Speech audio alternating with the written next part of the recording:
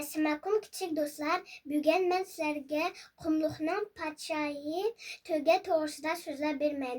Tuga qumluqda yashaydigan cho'ng hayvon. U asosliqi Afrika va Osiyoda yashaydi. U nihoyatda kuchlik bo'lib, issiq qumluqda uzun vaqt mang'alaydi. Tugining dumisida bir yoki ikki o'rkisi bor.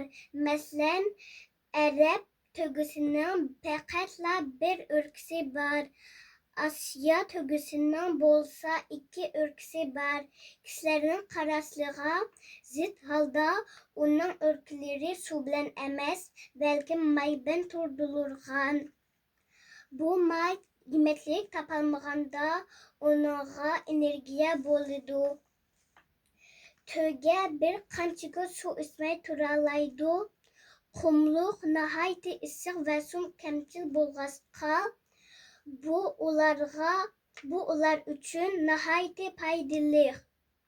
Suv topganda ular biroqla ko'p miqdorda suv ichib oladi.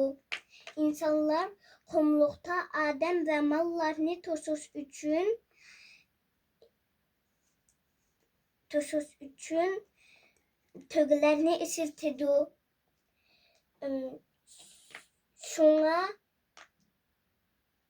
ular safarga qulaylik bo'lg'achqa ba'zida qumluq kemaları deb ataladi. Şuna tuga nihoyatda botir hayvon bo'lib, qumluqdagi turmushga bakmo moslashgan.